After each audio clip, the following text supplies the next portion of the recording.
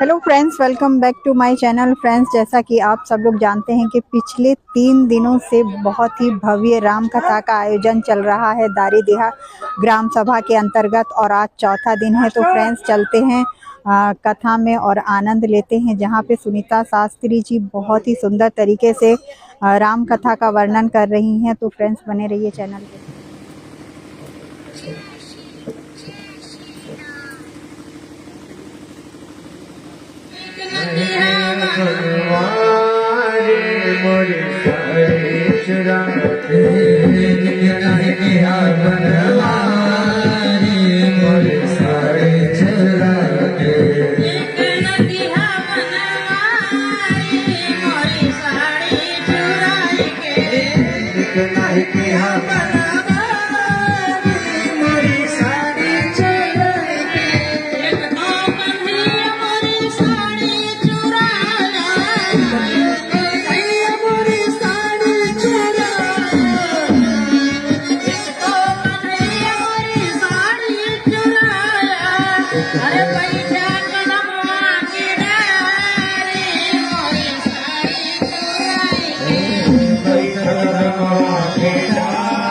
विवाह में माताएं गाती थी कि आई बाराती बगियावा दुआरे गाए लगाए, हर भागे हैं बपवा हिमांचल महलिया के भीतर।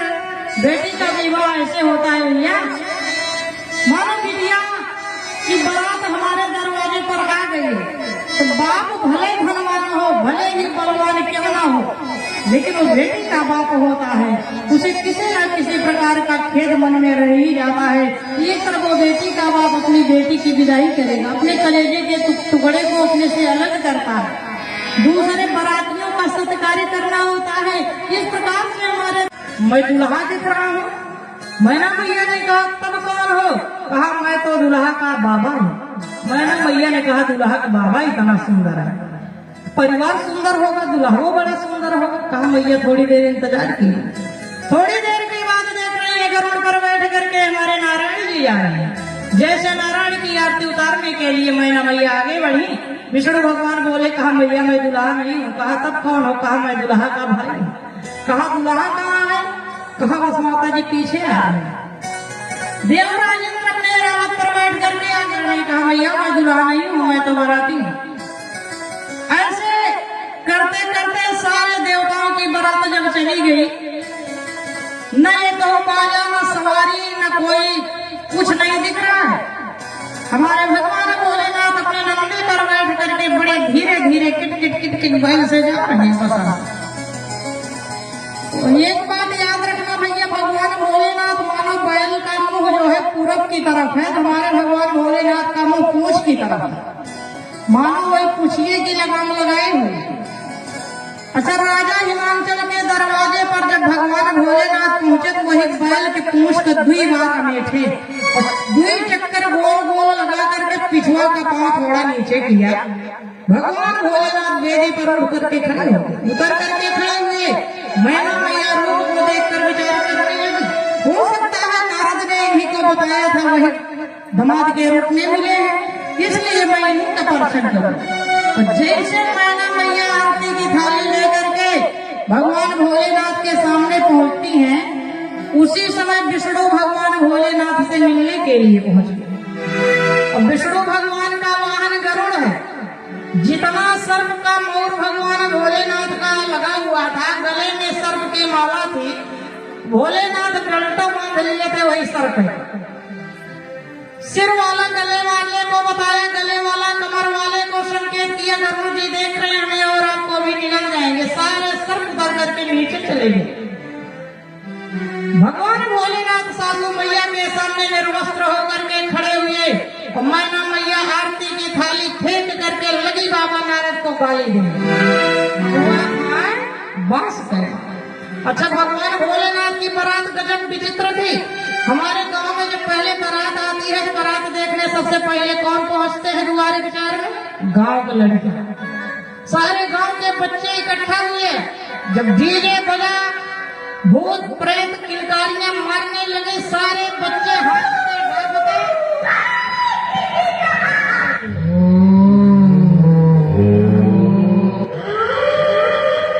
इस प्रकार की किलकारियां जब गूंजने लगी तो सारे बच्चे हाथते ढाबते गिरते पड़ते अपने घर को पहुंचे। कहा माई खोल दरवाजा। माई ने कहा क्या हुआ? कहा दरवाजा को खोलो। जब माताएं दरवाजा खोलती है तो कोई बालक बेहोश हो जाता है, कोई बालक माँ से चिपक करके रोने लगता है। हर बच्चों की ये दशा माताएं पूछ रही है क्या हुआ?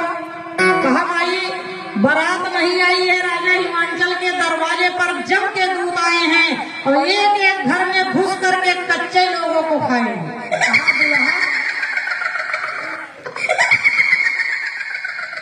कहा दुल्हा कैसा? कहा वज्र पागल, पूरा पागल। तो श्री बाबा गोस्वामी तुलसीदास जी महाराज संकेत देते हैं बच्चों की स्थिति को देख करके कि धीरज धरी की कदर को जानते। मेरी बेटी पार्वती का सिर काट लिया नारद जी ने। और संत श्री बाबा गोस्वामी तुलसीदास जी महाराज लिखते हैं कि भागी भवन गई त्रासा और गए मरे सजहा जनमासा। 11 हो गए। ये बुआ खाए बांस के मार, बाद में निपटा जाएगा। भागी और भगवान भोलेनाथ जनवास में पहुंच गए। और यहाँ मैना मैया क्या कह रही हैं? अरे रोवे हिमांचल किनारी रहाई मोर गौरा कुमारी। बाबा नारद जी पहुंचे हुए संत थे। राजा हिमांचल को बुलाया। कहा राजा हिमांचल, जिसे तुम अपनी कन्या समझ रहे हो, अपनी पुत्री समझ रहे हो, अपनी बेटी समझ रहे हो, वो तुम्हारी बेटी नहीं, वो पूरे विश्व की मां है। वो जगत जननी जगदम्बा मां अन्नपूर्णा महारानी है। इन्होंने भगवान राम जी से वरदान मांगा है जहाँ कहीं मेरा जन्म हो, पति के रूप में मिले तो भगवान शंकर ही मिले। ये तुम्हारी बेटी नहीं है। इनको ऐसे वरदान मिला हुआ है। पूर्व जन्म की कथाओं को सुना करके राजा हिमांचल के संदेह को बाबा नारद जी मिटाए। अच्छा, बाबा नारद जी भगवान भोलेनाथ के पास पहुंच गए। कहा हे प्रभु, यदि आपको वस्त्रहीन होना था तो जनवास में आकर के बाघंबर उतार दिए होते। बताइए, सासू माँ के सामने वस्त्रहीन हो गए, बड़ी बदनामी कराए प्रभु। उसी समय भगवान भोलेनाथ कहते हैं नारद, मैं कड़ा वस्त्रहीन हुआ हूँ। अरे आप जैसे साधु मुझे वस्त्रहीन कराया है तब मैं वस्त्रहीन हुआ हूँ। कहा महाराज, हमने कब कहा आप अपना बाघंबर नीचे गिरा दो। कहा याद करो, जब पार्वती का हाथ देखने गए थे तब आपने ही बताया था कि जोगी जटिल काम मन अन्नगय मंगल वेश और यशसानी का मिले हस्त पड़ी हरेक। मैं वस्त्रहीन नहीं हूँ। यदि मेरा बाघंबर नीचे गिर जाएगा तो संत की वाणी सत्य हो जाएगी, असत्य नहीं होगी। यदि संत की वाणी असत्य हो गई, संत का अपमान हो जाएगा तो वहाँ धर्म का अपमान होगा। और जब धर्म का अपमान होगा, देवी देवताओं का अपमान होगा। मैं तो आपका सम्मान बढ़ाने के लिए वस्त्रहीन हो गया। तुरंत बाबा नारद जी भगवान भोलेनाथ के पांव को पकड़ लेते हैं। कहा प्रभु ये बताओ, ये तो बात ठीक है, ये समझ में आई, लेकिन जब आप नंदी पर बैठ करके राजा हिमांचल के दरवाजे पर आ रहे थे तो जो मुंह पूछ के तरफ करके बैठे थे वो मुंह आप बसा के सिर के तरफ करके बैठ सकते थे।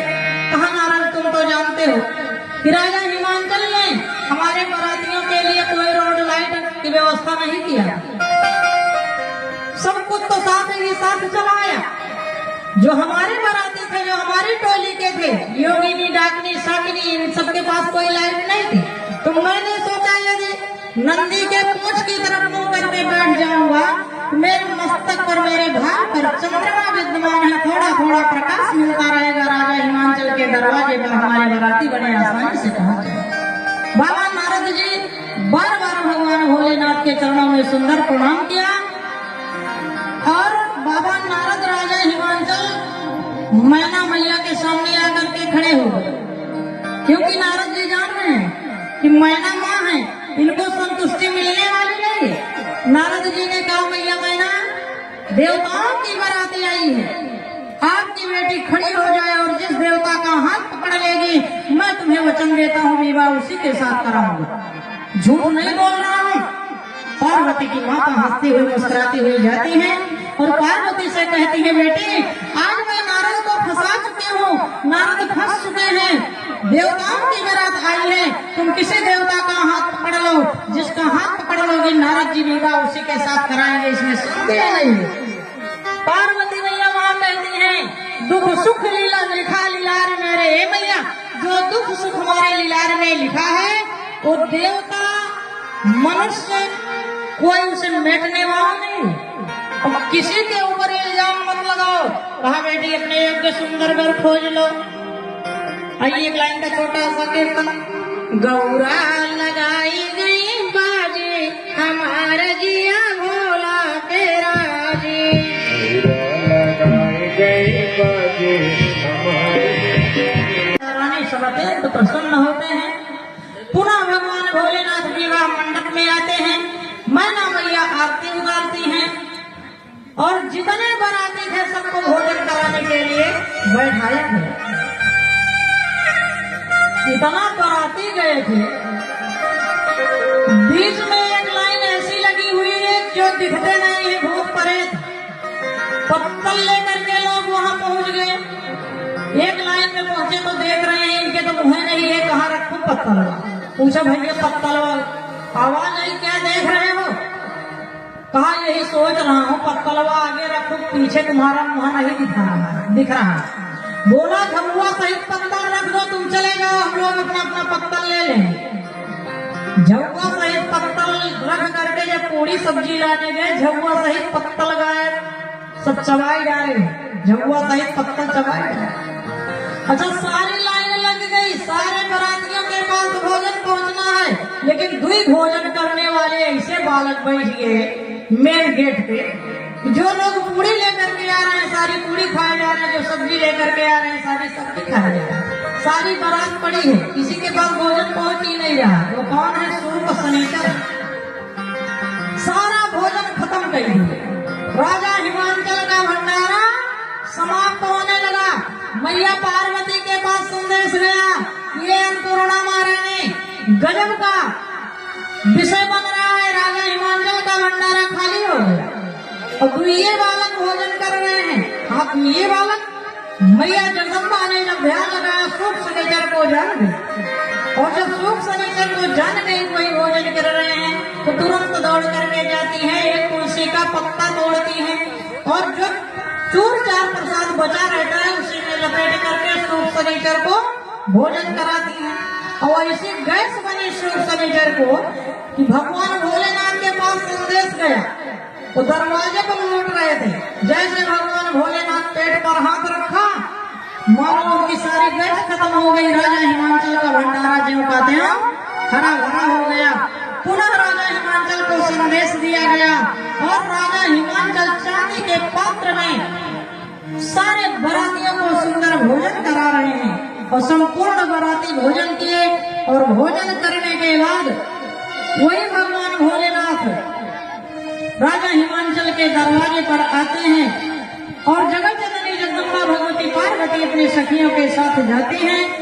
द्वारे का चार होने के बाद में पुनः जयमाल होता, तो सखियां वहां गीत गाती हैं, भोले गले में जयमाला आने डाला, भोला गले में जयमाला आने डाला। राजा हिमांचल तैयार होते हैं, वही भगवान भोलेनाथ और मैया पार्वती विवाह मंडप में बैठती हैं। रस्में तो बहुत बड़ी बड़ी हैं। जब कन्या डाल पूजन पे आई, ब्रह्मा जी से कहा गया जो कुछ लाए हो डाल पूजन होने जा रहा है, गहना कपड़ा निकाल करके दीजिए। अब ब्रह्मा जी चारी बारी बक्सा खोले, चारी बार बंद कर दिए। तो क्या देख रहे हैं? सांपई गोजर बिच्छुए कुल भरा हुआ था। भगवान भोलेनाथ ऐसी लीला किए कि जितनी बार ब्रह्मा जी बक्सा को खोलते हैं बंद कर देते हैं, खोलते हैं बंद कर देते हैं, खोलते हैं बंद कर देते हैं। अब भगवान भोलेनाथ मन ही मन मुस्कुरा रहे हैं। उधर भगवान भोलेनाथ के स्वरूप को देख करके गांव की देवियां अत्यंत अत्यंत चिंतित हो रही है। प्रभु 80 वर्ष का बुढ़वा जर्जर बुढ़ा है, थर बदन कांप रहा है। पार्वती ही साथी विवाह करेंगी, कितना भी इनका जीवन सुख में व्यतीत होगा। यह बात को सोच करके सारी सखियां अत्यंत चिंतित होती जा रही हैं। तो पार्वती क्या कर रही हैं? अरे मछिया भेला साधई के आई गौरा रानी, सदा शिव के ताने लागी जाई जी। आपन को रूपवा बदला महादेव, गौआ के लगाया गोलाई जी।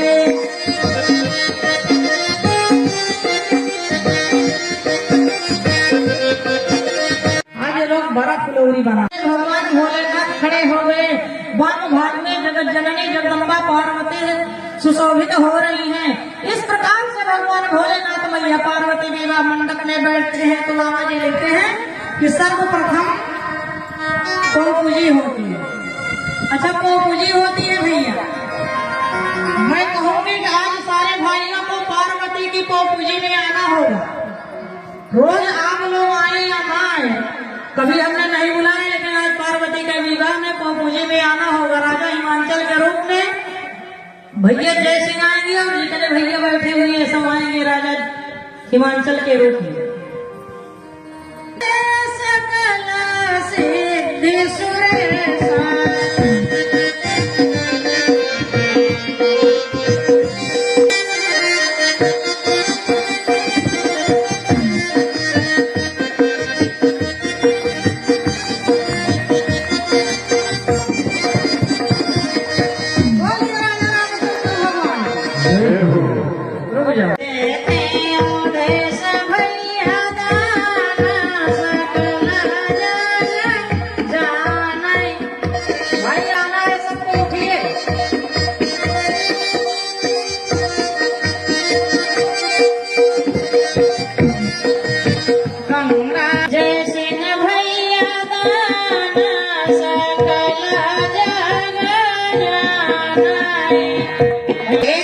सोनील सिंह भैया दाना सकल जग जाना। इस प्रकार से राजा हिमांचल के दरवाजे पर सुंदर पौपूजी हो रही थी। तो सारी माताएं गीत गा रही हैं।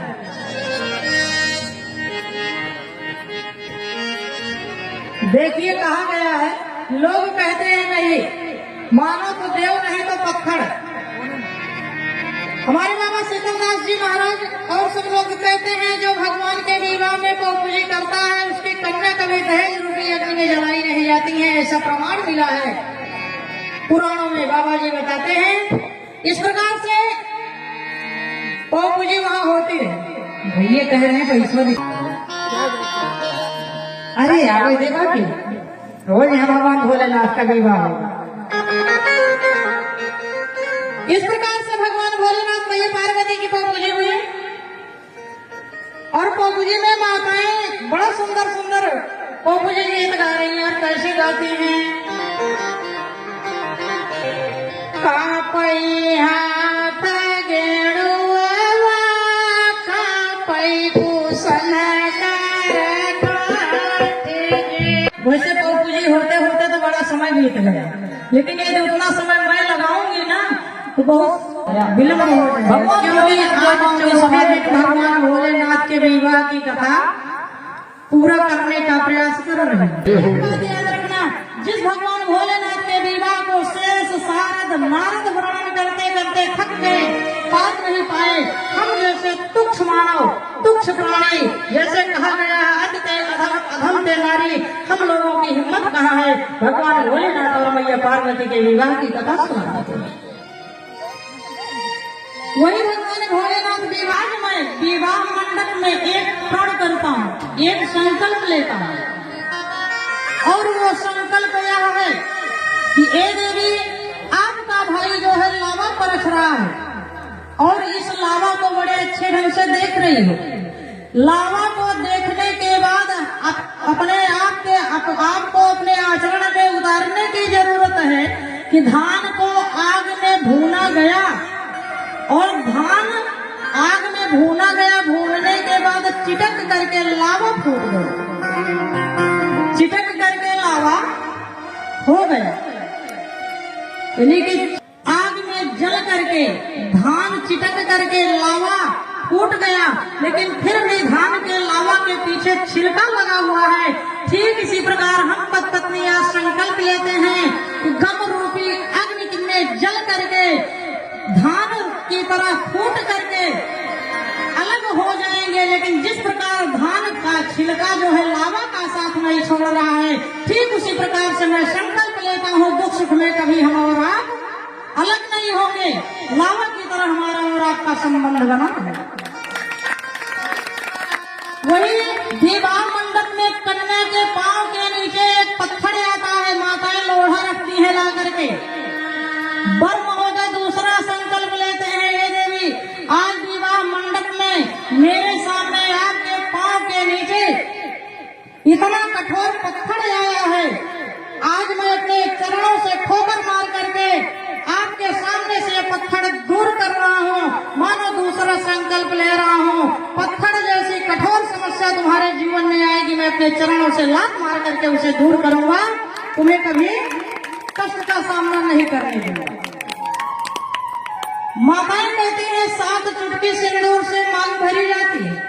मानो वर महोदय कन्या के मांग में सिंदूर दान कर, लोग कहते हैं पति महोदय 7 चुटकी सिंदूर मैं तुम्हारी मांग में डाल रहा हूँ।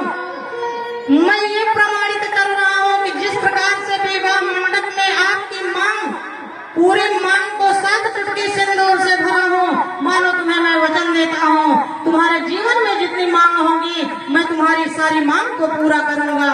ऐसा संकल्प लेते हैं बड़ा हो। और 7 फेरों के साथ वर और कन्या विवाह मंडप में बंधते हैं 7 फेरों के साथ। और इसके पहले सिंदूर दान होता है, राम जी का जन्म भी होगा, आप लोगों के बीच में सठौरा प्रसाद भी बटेगा।